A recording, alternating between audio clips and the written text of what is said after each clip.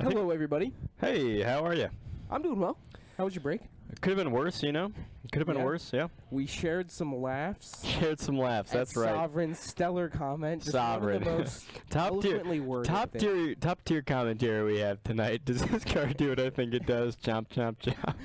Well, I really like the I don't know. I really think that's crucial to it. But it's something I want to point out that I thought was a little bit funny here. Prior to the match, there was a little bit of banter between the players where... Oh, that you were listening to? Yeah. You're doing some snooping? Yeah, where Zach Harris said, I finally beat Tron. Like, blah, blah, blah, something, that deck's dumb. And Joshua was like, I don't know, I think it's kind of fine. Like, you know. And oh, man. Probably Tron him. I would have loved if his opponent said, like, yeah, only an idiot would play that deck. Yeah, like, God. Ugh. And you know what's funny about Joshua's hand? He's got natural Tron into card. Oh, my God. Poor Zach. So... Is Zach... Oh, man. And now Zach cries. So, one thing really cool I'll tell you is I've actually watched... What's up, Lillian Bender? Lillian Bender, huh? What's up? I've watched, you know Corey Burkhart? I do know. I've watched Corey Burkhart play this matchup on Magic Online. He's like a god at Grixis control. He is quite good. Like, you sort of assume there's like a skill cap to that deck, which there is. There's a skill cap to all decks, but Corey Burkhart, like, transcends it. I watched him play this matchup, extremely unfavorable. He plays out this, like, 45-minute Tron matchup and wins. And he just plays every single thing to a T. He makes plays very different from what I was thinking. I just think it's like a fundamental, like, a different understanding of the game. Yeah. With so many of the lines that he takes, I'm like, don't see. Yeah, to me it's like that's not to me it's like even a line I saw, but I don't see the value of it. I'm like, why would you do that now? And then like 3 turns later, I'm like, oh man, Corey Burkhart, you killed it. Yeah. Like you beat this Tron player. Like I think he lost the dice roll, and like it's crazy. And now, so Josh is about to have Tron online. Zach's hand is looking pretty bad. I see 2 fatal pushes for sure, which probably have no targets. Yeah, maybe pretty much dead. Singular walking ballista, which is not really something great. Well, you can also kill the tokens made by Worm Coil Engine. You can. So that's not bad. A good old 3-for-1 right off the start. Though I'm not sure how this deck kills an initial Worm Coil Engine. Oh, jeez. So there's just about to be a... Zach does have a Dreadbore in his hand, so he's got an answer. So he's not out yet. So he's just going to take a land, so which really, I think is actually pretty smart. Yeah, so really this is just a 3-mana Stone Rain, right? Essentially, yeah. Essentially, he just Stone Rain. A 3-mana Stone Rain that your opponent has to waste a spell on, or else they lose the game. And now this is kind of an interesting question. If you cast an Ugin, the Spirit Dragon here, do you -2? Oh, wait, you're probably going to cast a Ulamog, the Ceaseless Hunger here, with your 10 mana. Does he have 10? Oh, he's got 2 towers? He's got 2 oh, towers. my God. Life is good. Classic. Let me just, like, think about this for a little bit. Yeah, I think you take out the 2 lands. How does that sound? Yeah, that is the correct line. He deduced it. He figured it out. Well, going... Yeah, the more you know, the more you calls. Karn into turn 4 Ulamog will pretty much win. So let's talk about the sideboard here, because there actually are some interesting things that could be going on. Okay. Break it down. I'm hoping Zach Harris has 1, 2, 3, 4 Fulminator Mages in the sideboard. I would be surprised if he had that many, but... I think if you're playing Grixis Control, you're playing the deck, you're sacrificing what some other control decks gain, like Path and Supreme Verdict. You're sacrificing some of those cards and plays, and like white sideboard, like Celestial Purge, Stony. You're sacrificing those types of cards and plays so that out of the sideboard, you can Kolaghan's Fulminator your opponents to death. I also wouldn't be surprised to see some number of Surgicals to try to just totally take his opponent off Tron. I'm not sure if that's a great plan. Yeah, I'm sure he has them. I do not think he should bring them in. And that's a very interesting point. I think it's kind of a question I think you'd have to ask Corey Burkhart. Well, I mean, I don't even think he is like the paragon of all things Grixis. I just think, especially with his particular list, he's got kind of a he does do some weird. He does weird wackadoo things. He's got, for example, 1 Jace, Right. Not a lot of people are into that one Jace. I do not endorse 3 Jaces. 2 is the most Jaces I would ever play in a deck. Well, and his kind of thinking is, in his opinion, Search for Azcanta is like better than Jace. It's like a planeswalker that's also a land that also kind of helps switch. I agree that Search for Azcanta in this deck is arguably better than Jace. Yeah. I think that's a very that'd be a very interesting argument. Your problem is not. To me, your problem is you need to survive for the first 4 or 5 turns. And while Search seems to be counterproductive to that plan, it's actually extremely important what you draw. And that one card, scrying 3 times and filling your graveyard, it's probably a pretty big deal. And it does kind of feel bad tapping out on turn 2, leaving the shields down a little bit, but you can play around that. You know, if you really need to hold something up, I don't like Search for Azcanta on the draw much at all, but on the play, huge fan of that card in your opening hand. Absolutely. But now, one thing I think is going to be very, not like super important, because I'm, as a Grixis Death Shadow player, who has a considerably faster clock than something out of this Grixis control deck, I found that if I have a singular Ceremonious Rejection, my win percentage probably goes up 25%. Sure. Against Tron decks. Sure. That Hope Zach has him. So good. Well, the mana exchanges you can go on, especially if you're able to keep them off Tron, they just have to kind of maybe like cast like a turn 5 or 6 Worm Coil. Ceremonious Rejection that is just like it used to be these Snapcaster. It used to be that this deck had to like you had to rely on like remand your Karn, remand your Worm Coil. But then or like counter Squall, which I believe is right, and then just while doing literally that, counter everything. Right, and you had to if you were remanding, you'd have to try to get under him with snap and tar beats, But it's really hard to do that and still hold up the remand, snap, remand, and actually get in before they land something. But Ceremonious makes that a whole lot more pliable. And now, right now, I think Zach is doing just about the most optimal thing you can in this situation, which is a turn 1 Thoughtseize. Hopefully, you can take him off. Yeah, I think the best plays here are turn 1 Thoughtseize or turn 1 Creeping Tarpit tapped. Yes. I'm okay with that, too. And now we see there are no Tron lands in Joshua's hand. Wait, he's got a Stirrings, a Dismember, a Relic. What is that card behind? Is that a map behind the Stirrings? There's a Sylvan Scrying. There's a map behind that Stirrings, and there's also a World Breaker, I believe. Oh, on the behind the forest. Yeah. So the hand is Stirrings, map, Dismember, Relic, Scrying, World Breaker. Now I don't like. It's a pretty good hand, honestly. Honestly, I don't like this keep really that much at all. From Joshua? Yep. Really? Not a huge fan. Maybe I'm wrong. I think when your opponent is on the Fulminator plan, basic forest is a big deal, and you're not too concerned about Tron lands when you have a Relic. That's what I think, and I think World Breaker is probably one of your best threats in this matchup, barring Worm Coil Engine. It's interesting. Well, now I think Joshua's going to get punished by his hand here because Zach is presumably going to counter squall this, and then Josh is going to have to pass. Yeah. It's just about exactly where Zach wants to be. Keep his opponent off kilter for a little bit. Hopefully be able to deploy a threat. However, this Relic is going to be good. So, yeah, I'm not sure that... Why would you turn 1 Relic? Did he just draw the second Stirrings? Yes. Okay. Turn. Okay. And you see that Zach does have the Surgical in hand. So if he's ever able to somehow get a Tron piece in the yard, he will be able to start doing stuff. He also is sitting on 2 bolts, which is unfortunate. So Bolt is one of those cards that just kind of has to keep in. Why do you put that Water Grave in tapped if you're Zach? I do think I would have probably put it in untapped just cause. I don't think there's any reason to put it in tapped. Yeah, it just kind of gives your opponent a little bit of information.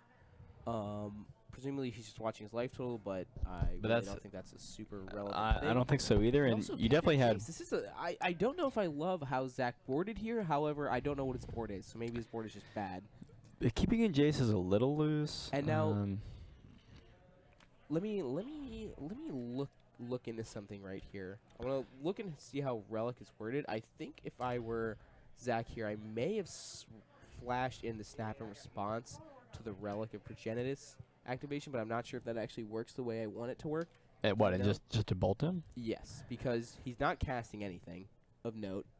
You know that. and you want to get full use out of your mana this turn. Yeah, I think that would have been a good play. That'd put him down to 12 life, and you'd have a 2-1 on board. Yes. And you have another Bolt in hand and a Surgical, which is not really doing anything. Like, you're probably not going to win a long game. Your hand is pretty damn bad.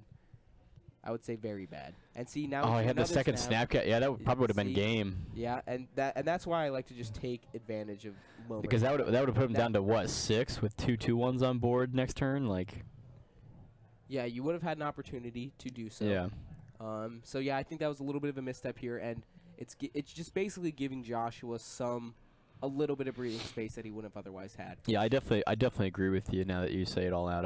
That's 100%, I think, the best play. I mean, I don't know what you're leaving mana up for. Literally nothing. Like, you're feigning something, yeah, you're representing something, your opponent's on a forest Tron land. And they don't have the luxury. They can't deal with the pressure of bolt, snap, snap, snap, swing at you. Like, and they don't have the luxury of playing around counter spells anyway. They're literally just jamming. No, yes.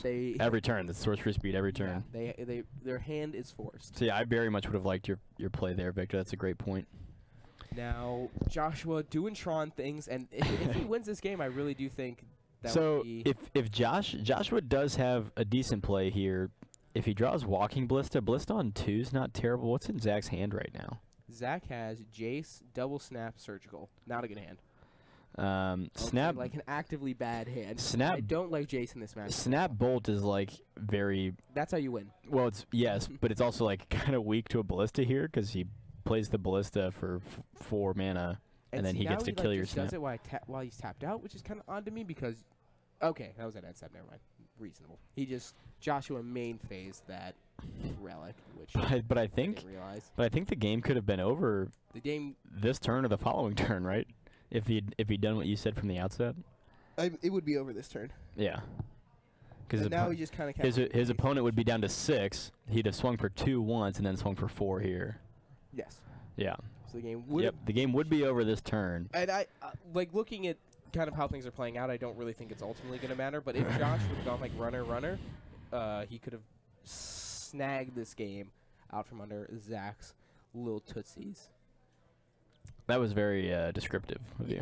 Thank you. Yep. And I'm presuming by the presence of Surgical being a card that Zach has in his hand right now that he also has at least 3 Fulminators.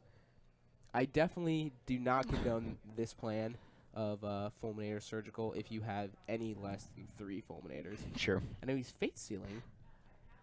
Not sure how I feel about that either. The Fate Seal mode is interesting in this matchup. But you know your opponent's got a handful of cards. He's just had trouble deploying them. Yeah. On times. So. Like, what do you bottom here? Yeah. Like if that's an Ugin, do you bottom it? If that's a Wormcoil, do you bottom it? Like if that's a Urza's Mine, do you bottom it? It was a star, which is kind of a card like that. Yeah, are you bottoming the stars here?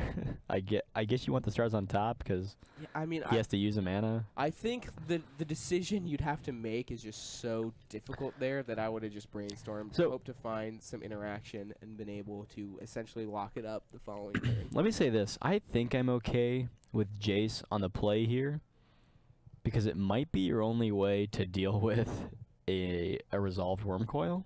Billy says bottom everything, which I find to be pretty funny and pretty accurate of kind of where we are. One thing we talked about, I'm not saying this is true in this matchup, but one thing I've had a lot of conversations about this recently when people say that Jace didn't turn out to be good in Modern. I think a lot of people are bad with Jace. Yes, I think the card has a high skill cap and a high skill floor. And there's a certain amount of practice and skill involved with playing Jace at all. And you also, the guy's got 4 abilities. 3 of them are used. 3 of them are used frequently. But you definitely can play. Not only is it about choosing which one, it's about using each one correctly. Tons and tons of ways to play each ability. And I think if he were played optimally all the time, he'd have a higher win rate right now. And I think, Brainstorm as a card is also universally known as one of the most difficult cards to cast and resolve correctly ever. Yes. Which is one of his abilities that you have access to every turn. Bouncing your opponent's creatures, bouncing your creatures. Who do I bounce? Do I plus before I bounce? Even people with the brainstorms, like we saw, Mario and I watched some people a couple weeks ago where people would make they would make plays on board before or after their brainstorm with Jace, totally sequenced improperly, out of order, kind of like if you were like, I would see people like someone would like, you know, play a Tarmogoyf, right? We saw this happen. Someone would play a Tarmogoyf and then brainstorm with their Jace. Like, you have no idea what you're gonna hit. Don't use up 2 of your men and play a card out of hand. You don't know what's coming. There's no reason to you don't get anything by playing the Tarmogoyf before brainstorming. Please brainstorm before you play the Tarmogoyf. And that's a really rudimentary example. But people make these mistakes extremely frequent. I mean, Jace is an I mean, all Planeswalkers are fairly difficult to play, but like Liliana, not so much. Yeah, not really. It's like, I'm going to make you sack a dude and I'm going to plus up. And there definitely is a skill gap or skill something word there for sure. I think most frequently in the case of Liliana is don't have to plus it. You know, that's an option. Yeah, that's one thing to learn. That's definitely one thing to learn. But I've learned, so I actually not frequently, I've played with a Ajani Vengeant for a long time, and I still think that I make the wrong decision pretty often. Now, often it's, you know, it's an information problem. I don't know what's in my opponent's hand, or I don't anticipate what they could draw properly. But Ajani Vengeant is fairly difficult to play between its 2 primary abilities, the tap and the helix. But Jace is like that times like 12. Yeah. Like Jace is it's unlike no other card. I mean, there's almost no other card that even has the potential to have so much skill and experience necessity wrapped into a single Magic card. And I think that experience factor you brought up is kind of important, because with Jace as a card, I think a lot of the older players that have been into Legacy for a long time are just going to be so much better with Jace than current players. Just kind of by virtue that they've played with the card more. I mean, and it's kind of hard just to understand how good. Some people don't think about this, but you know, if you're playing a Blue Moon deck, for example, with 3 Jaces, I mean, literally, if you have 3 Jaces in your Blue Moon deck, you kind of need to be thinking about how you're fetching all the way from turn 1. You know. It like, you know, if you're only playing, let's say you're playing 5 fetches in your Blue Moon deck, you've got like, you know, 4 Scalding Tarns and 1 or 2 Polluted Delta or something. Yeah. And you have one of them in your opening hand, like, but you're playing 3 Jaces, maybe one of those Jaces even in your hand. You gotta be thinking actively about using, you know, it starts all the way from your mulligan, all the way from your first turn it starts. And these are just things that a lot of players playing Jace don't fully appreciate yet. I'm sure they will, and as a matter of principle and experience, I think people will come to that. But gosh, remember when this game could have been over like 4 turns ago if Zach just snap bolted in response to Relic? I mean, Snap is a card that's existed for a long time, and people are still kind of working out. Yeah, and Snap has a very high skill cap, but again, it's nowhere near as high as Jace, you know. I think it's pretty comparable, actually. I think. Okay, I don't play. For one, I don't play a lot of blue. I think here's the caveat I'm going to make that statement. I think they both cards have an incredibly high skill gap. I think Snapcaster's floor is much lower. Yeah, sure. I think like a lot of times it's like, I'm going to use Snapcaster Mage to use this kill spell again to kill your one creature. It's like, okay, yeah, obviously, like, bravo. But I think a lot of the situations. Well, there's something to be said for like running out your 2/1 Ambush Viper. Exactly. I think that's a huge. But that's huge part of it. But how different is that in a vacuum from knowing when to play your Jace on turn 4, when to play it on turn 6, when to play it on turn 8?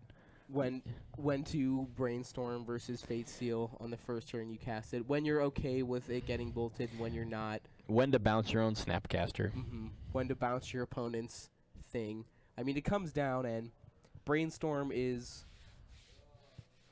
based on conversations I've had with a lot of like people that play Legacy and just kind of try to port that knowledge over to Modern. They're like, you have to have a very, very compelling reason in the now to not zero with your Jace. Zeroing with the Jace is something that should probably be happening like 80% of the time. Yeah, because for one, in the minimum, it's a draw card. Yeah, it's a 4 mana 2-for-1. If your opponent bolts it, it's still 2 for E. It's like you cast a Huntmaster that fails, you know. Something like that. It's exactly. I was trying to relate it to my knowledge, you know.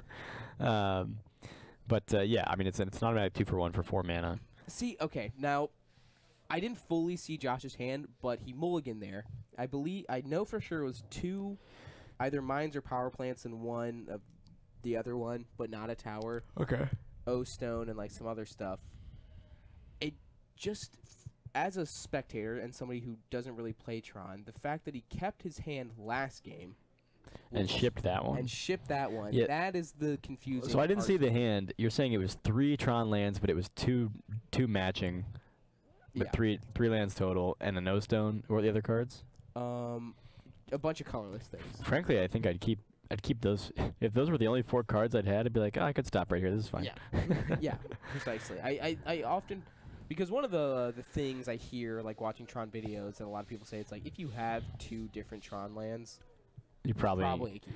yeah. It's probably Because even if you more don't often than not. have colored mana, you can get a map or one of your eggs to get colored mana and cycle. And I'm fairly certain and he did not have any colored cards in his hand on that particular. so this hand is what, 2 eggs, Ghost Quarter. This hand is effectively the Tower. same exact thing. I know he had an Ulamog in his last. Okay, one. so this hand is Ulamog, 3 eggs, Ghost Quarter, and Tron land. Yeah, I think the last hand was probably just better based on, and I'm not 100% sure what all the cards were, but it's just that why'd you keep the other one? Yeah, the I mean, other one seems so much worse. 3 eggs is interesting here. It'd be tough. You know, 1 egg He's is the bottom. 1 egg is great. Mhm. Fix your colors, draw a card. 2 eggs, still great. 3 eggs, you're getting to the point where you spend a lot of mana just getting behind. Right. That's how I feel about it. Ooh, interesting. So We didn't opt for the Thoughtseize. he did not opt for the thoughts. You might want his opponent. turn 1 black. That could be. He might also want his opponent to draw another card or 2 before Thoughtseizing. Mhm. That's reasonable. But he did bottom the scry. He bought it. Zach Harris. He's on a mulligan. No, Oh, you mean from Joshua. Serum Vision? Oh, okay. Joshua bottom the scry. Sure, So you I know gotcha. the card on top isn't anything to really be feared. Necessarily. Yeah. And there's a chance that you snipe his like only green card or something. So make a green. Search. Draw the stirrings, cast the stirrings, and now I believe he's gonna be at least 1 closer to Tron. I don't He know can't exactly. actually. He can't actually cast the stirrings if he took it, but or the Sylvan Scrying. No, he drew it off of the activation on the whatever it's called, off of the. Yeah, I just mean he already had his green used on the stirrings. Did you say cast Scrying? Yes, I meant stirrings. Oh, My bad. oh. You knew what I meant, you bitch. Wait, yeah, because you also can't even take Scrying with stirrings, but yeah. So now he has drawn a. Is that a stirring? I think that's a promo stirring. So I believe. No, that's a promo Scrying. Scrying. Okay, you know what? Bro, you're- you know what? you got- You know what I'm saying. You okay, man? You okay? Yeah, all these Tron cards are like the same thing to me. Yeah. But now he's going to have Tron online, so this mulligan does appear to have panned out. Assuming this resolves. Is that a mana leak attack said? I presume since he's fetching and shocking here, he's doing something. I can't imagine he's ambush vipering in response, but crazier things have happened. I can't Mana even see a world where that's the right line. Mana leak seems kind of fine. Yeah, it is mana leak. It seems kind of fine in the matchup, even though it seems like, oh, my opponent has so much mana. But actually, I'm fine with basically a 2 mana hard counter And see, for the formative parts of the game. knowing that you have a 2 mana counter in your hand, I think I would have been a little bit more inclined to go with the turn 1 Thoughtseize. I got to imagine Zach just was light on lands or something. Because you just like know a lot better what the important cards to actually mana leak are. So we got a Field of Ruin. That's pretty good. Now he got a Field of Ruin. He's got the Surgical in hand. So I think if I'm Josh, You or just if I'm do it. You do it now. Yeah, and that's another one of kind of the problem. Or yeah, I think I just do it now. But this is another problem with not Thoughtseizing is you maybe there's a chance that one of the cards in Josh's hand is another, like maybe he has another mine in his hand, and you can get a nice little 2-for-1 off of your Surgical to make it just a little bit better. And he still has effects, which is presumably the Surgical.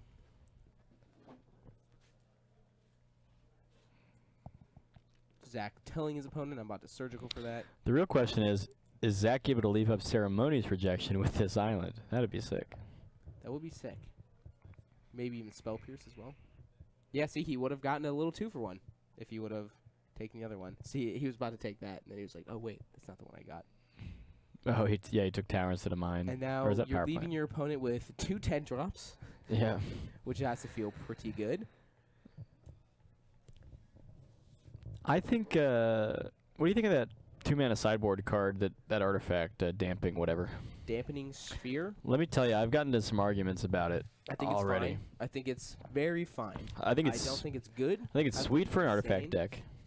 I think it's very average for everyone else and probably not really playable. Yeah, I mean, the great question for me is the splash hate on a card like Snapcaster Mage, a card that's near and dear to my heart, is that enough to make you not want to play it?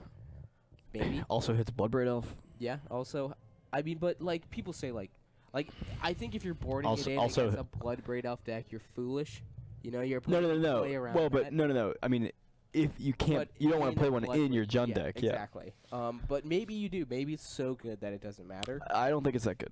For one, Yeah, I'm very suspect that it's this that good. this is but why I thought can of see a this is world. why I thought about it. Some players around here are convinced they're going to play 2 of them in their Jund sideboard. I won't name names. Michael Farrell. Yep. And my opinion is this. One, if the card is played at all, even only in artifact decks, Oh, whoa. That'll be Hold pretty on, bad. Hold on. I think Joshua may have had a big misstep here.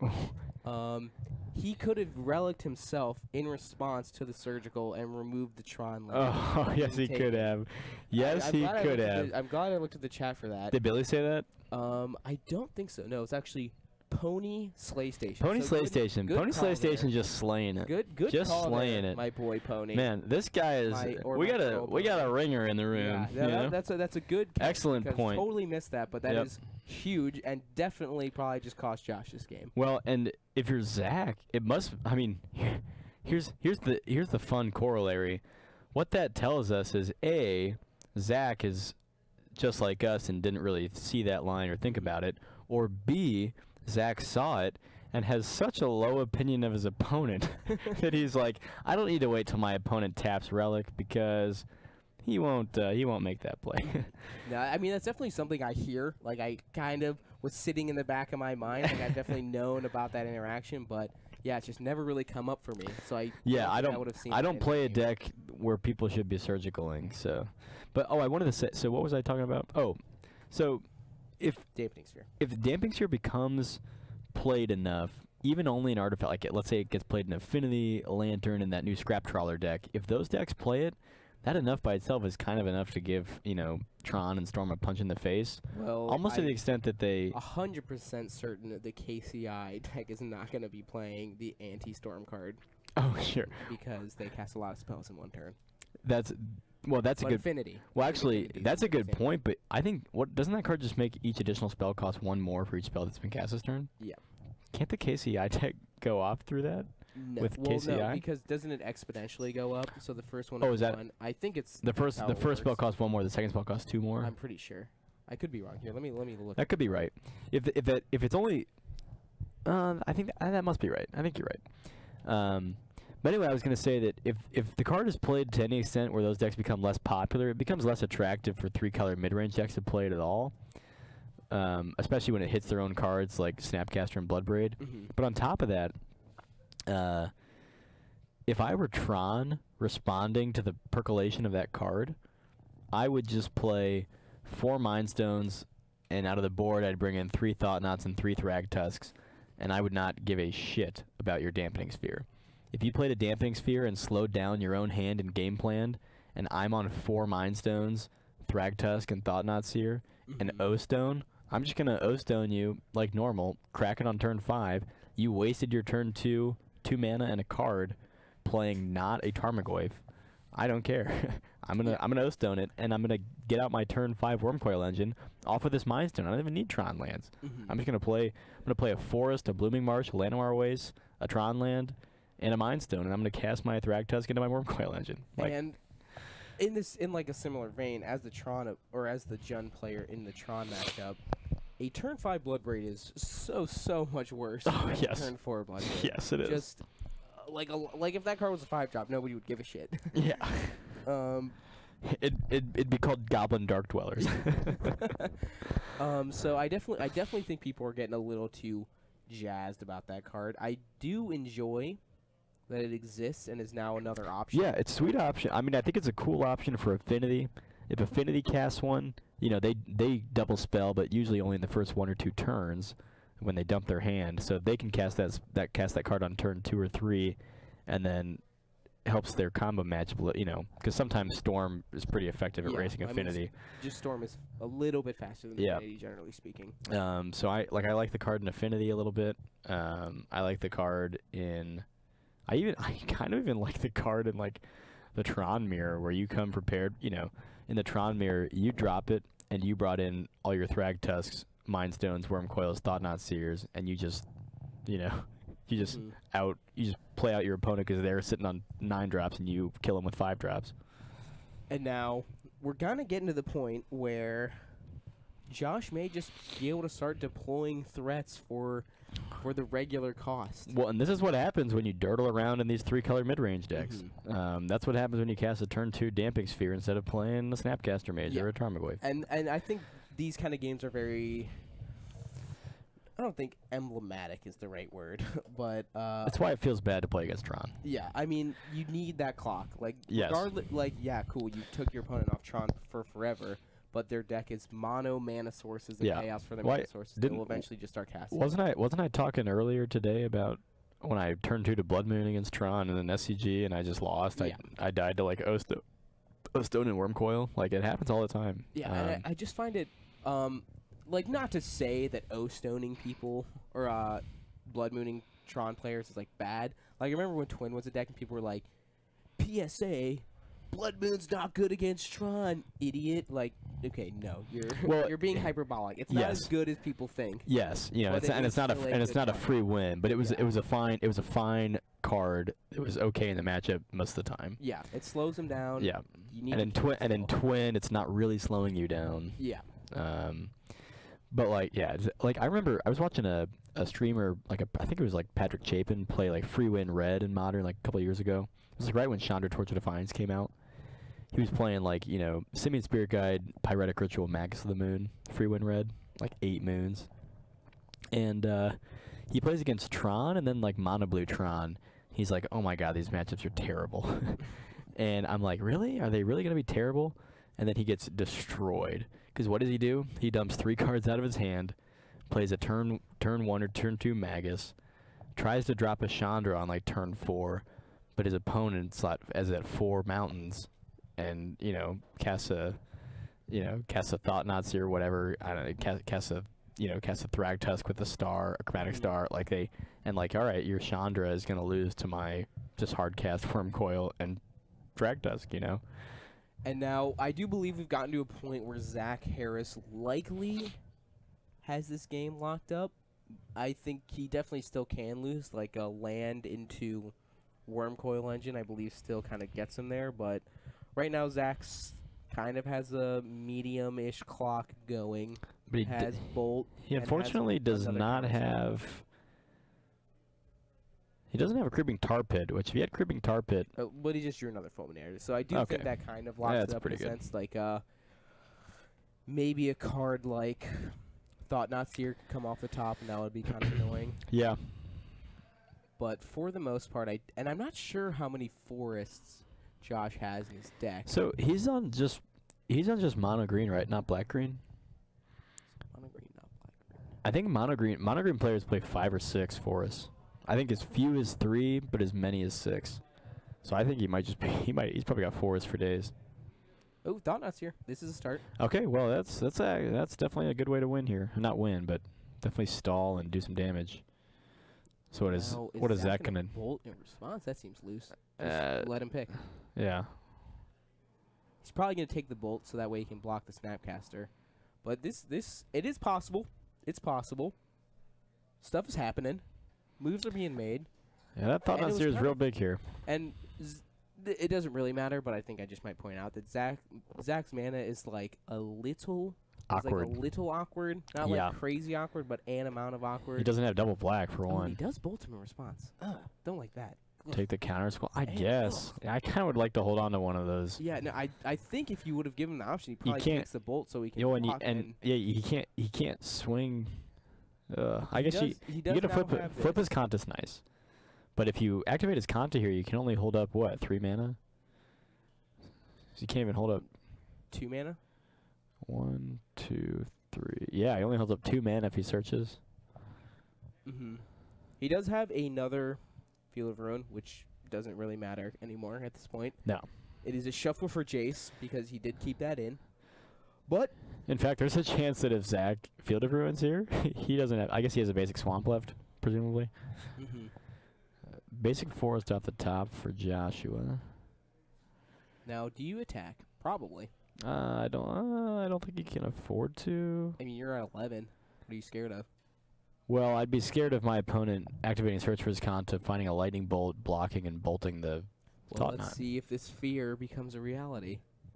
What do we find here? A snap and a... So you can double block with Snap and then draw a card? Well, you cannot get snap off of it. He was eyeballing that for a moment, but no, If only. Not how it If works. only. Cryptic is not a bad pickup, though. I'm not too upset about that. Yeah, Cryptic will be good Zach next turn. Has the option of blocking. I don't think I would. I think Yeah, I think you take it. maybe like next turn you block, bring back your snap or something. Like you got a lot of options now. Yeah, definitely don't. Yeah, you don't need to block. Depends on what you draw. What if he got Manamorphose Team or Battle Rage here, though? And he's about okay, sure, whatever. Oh, he's going for the Ghost Quarter. Oh, hate that. Oh my God, I hate that even more. He didn't activate the ghost. He didn't activate the Ghost Quarter. Oh my God, that may be the game right Oh, now. That was you got to really, ghost. really You got to bad. Ghost Quarter that search. That search will bury you. Especially because, wow, if Zach, if he would have Ghost Quartered, God. if he would have Ghost Quartered, Zach would not have even gotten a land off of Field of Ruin. Yes. He'd have been down a land, and then he'd have to search for. So he'd be at this exact same land state, but with no Escanta. Oh man, that was a pretty sizable misstep. that is I think brutal with from like two zeros. a 10% chance to, or maybe even higher, maybe like a 30% chance to win to like a 5. I mean, if he draws Runner, not serious, he's probably still fine here. But well, actually, no, we got the Cryptic, and we got the one Cryptic in hand, right? Yeah. No, So unless Zach fires that off wantonly, that's pretty bad. that was what we here in the biz call an unorthodox line. Unorthodox. Oh man. And then Cryptic Command's got a lot of play to it. Zach draws another snap. Cryptic Command is another one of those cards with an incredibly high floor and ceiling. Yeah, I agree with that. Like I stopped playing Cryptic Command because I deemed I'm not good enough with it because it is just so No, hard. that's for real. That's for real. Okay. See, I'm not a big fan of a lot of Zach's sequencing here. Like, he got paid off because he drew the land. Yeah, he didn't know he was gonna draw a land though. But just he why? very luckily holds up triple blue with land here.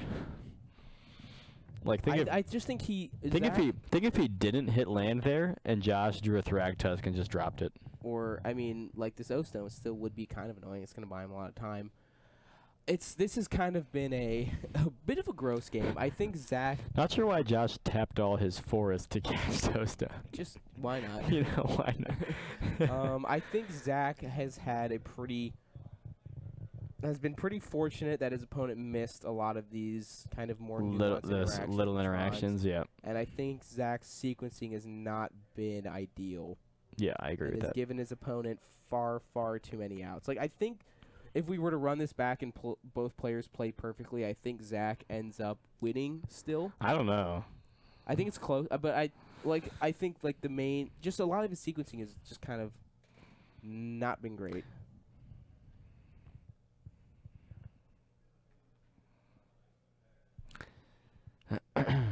But don't get punished, doesn't matter. Taking the bolt. All right, that's game. That is what we call a game. Pros in the booth, guys. I don't want people to think that Mark and I believe we are better than other people. We are very bad. Yeah, and if you I'm watch, very open with my poor skill level, and we are in a we've got a Top Deck Productions YouTube channel. You can watch Victor and I play on there. quite poorly. Please don't hesitate to point out our flaws. Quite poorly. But part of what we do here is we try to use what limited knowledge we do have. It's a lot easier to see what mistakes players are making when you're watching them from this position. You have access to both cards. Yeah, you got it both hands, and you can also just sort of look at the game more soberly from a non-competitive aspect. And it does make it easier to discern what a good or bad play is. It also helps you, definitely determine, you definitely shouldn't have played that Tarmogoyf before you brainstormed with Jace. Right. Yeah, I mean, we have an understanding of the game where we can kind of understand generally how to sequence spells. But we are. I don't think you need to be a professional to determine that that game was not played optimally. And again, the suggestions we're making may not be to be fair, few games of Magic are played optimally. Yeah, almost zero. Yeah, almost zero. I think there's a lot of games, even from this past weekend, that I